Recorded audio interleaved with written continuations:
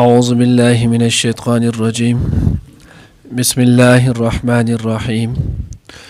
وإذا أنزلت سورة أن آمنوا بالله وجاهدوا مع رسوله استأذنك أولو الطول منهم وقالوا ذرنا نكن مع القاعدين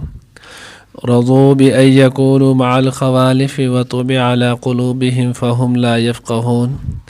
لكن الرسول والذين آمنوا معه جاهدوا بأموالهم وأنفسهم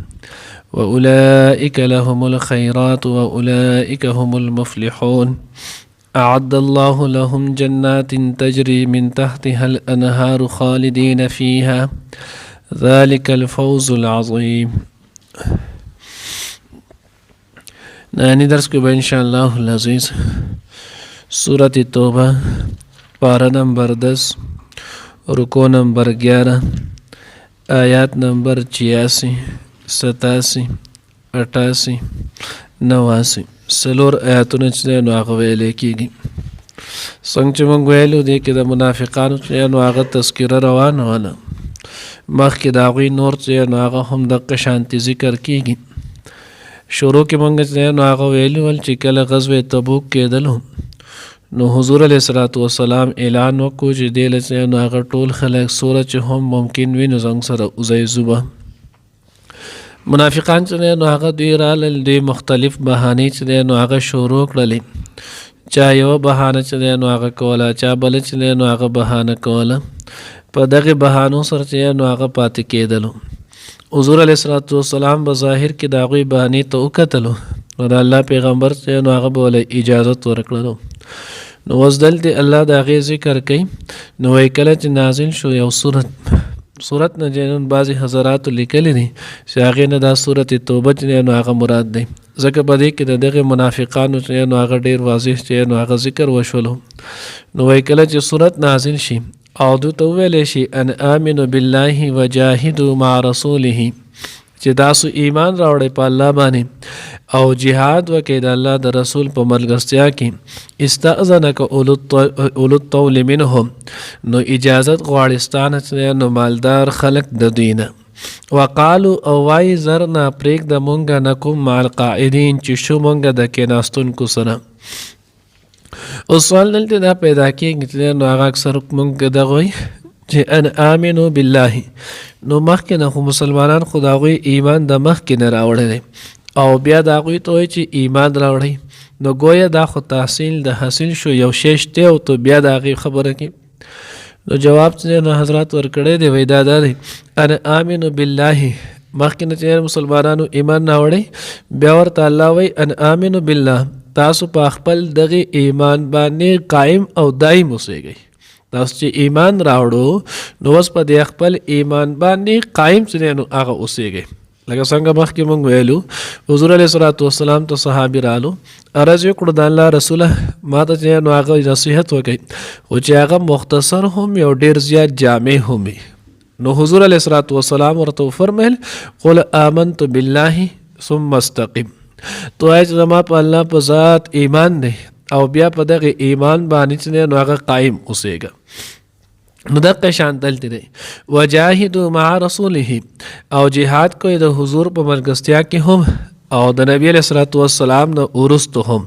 ځکه جهاد چې دی نو دا به تر د قیامت پورې نو په هر وخت کې چې نو هغه تاسو جهاد چې نو هغه کوي. نو وس دلته الله رب العزت چې نو هغه ذکر وکړو اولو الطول کم چې مالدار ول پدوي کې خواندان چې نو هغه د وسط او د طاقت ولو. اوس د دې تذکرې چې نو هغه په تور خاص ولي وکړه نو د دې تذکرې په تور خاص د دیو جن وکړه چې دغه سفر هغه مونږ ویلو وګد ډیر زیاتو او د مشقت سفر ولو ځکه اتسو میله فاصله چې نو هغه سخت چې نو هغه ګرمي و سورلو چې نو هغه کمواله ولو نو الله وی دا خو غریب ته ګران و و اولو الطول نو دی کې خو مالدار ویل چې دا غوی ته خو د دې کې د سره اړو سګرانې ولو هم دوره خاص نه دی سره چې نو هغه د راحتو سره چې نو هغه د اسبابو د مهیا کېدو بیا هم دی چې نو هغه اجازه غوښتو چې موږ پرېږده نکم مع القاعدین چې موږ کېنو چې نو پاتې شو د کېناستونکو سره. نو الله وی رضو بأن يكونوا مع الخوالف دوی چې نو هغه راضي شول دا چې دوی شي چې نو هغه د خوالف سره خوالف لیکن چې نو هغه خزو ته چې کم په کور کې نو هغه ناستي نو دوی مونږه هم پرېږدي چې په کور کې د قشانتي خزو سره کینو وطبع على قلوبهم فهم لا يفقهون او د دوی باندې چې نو پرړو مهر وهلې شول دوی پوهیږي نه اوس مهر په ولي وهلې شو نو مهر د دوی ایمان نه راوړل بیا د حضور علیه الصلاۃ والسلام مرګستیا نه اختیارول او بلکې بخپله به هم نو هغه داوي چې زمونږ زړونه چې نو هغه قلوب نفي اکن نه زمونږ زړونه چې نو هغه پردې کې دي کله به چې نو هغه یو څه کله بل څه نو د هغه اعمالو په وجه باندې الله رب العزت د دوی پرړونو باندې چې نو هغه مهر اوالو او دوی بیا هر کار خیر نه چې نو هغه محروم پاتې شول نو د دوه آیاتونو کې پورې دیږي پورې نو هغه د منافقانو تذکره مخکې به بیا راځي اوس مینس کې الله رب العزت نو هغه د حضور علیه الصلاۃ والسلام او د مؤمنانو نو هغه تذکره کوي اوس مسلمانان ته نو حضور علیه الصلاۃ والسلام مسلمانان ته الله وی لكن الرسول والذین آمنوا معه جاهدوا باموالهم وانفسهم لیکن آی کسان چې دا الله رسول او مسلمانان چې کوم د رسول الله صلی الله علیه وسلم سره ول یعنی صحابه کرام رضوان الله تعالی اجمعین جاهدوا باموالهم وانفسهم دا وی jihad کړو په خپل مالونو او په خپل نفسونو سره څنګه دې نه مخکې نو هغه تیر شي ول چې مونږ چې حضرت عبدالرحمن ابن عوف رضی الله تعالی عنہ دا غسر ټوټل 8000 چې نو هغه درهم ول 4000 درهم چې نو هغه راوړل د الله رسول ته پیش کړل دا واخلي دا شانتي حضرت عثمان غنی رضی الله تعالی عنہ حضور علیه الصلوۃ والسلام درې پیر اعلان وکړو درې پیر چې نو هغه پاسې دلو پاره پیروي زبسل او خان سره چې نو هغه د سامان ورکړ سل او خان بیا په دویم ځل بیا دریم ځل حضور علیه الصلوۃ والسلام عثمان تازان له جنت نو هغه غټو او کدنن نه بعد عثمان ټک عمل هم ونه کی د دې چې نو هغه بیا هم جنت دي یو مقام نه چې نو هغه دي نو ځکه الله وی جاهدوا باموالهم دې چې نو هغه jihad کړو په خپل مالونو سره او انفسهم او په خپل ځانونو سره پرون مونږ ویلو بعض صحابه کرام تاریخ کتابون لیکلي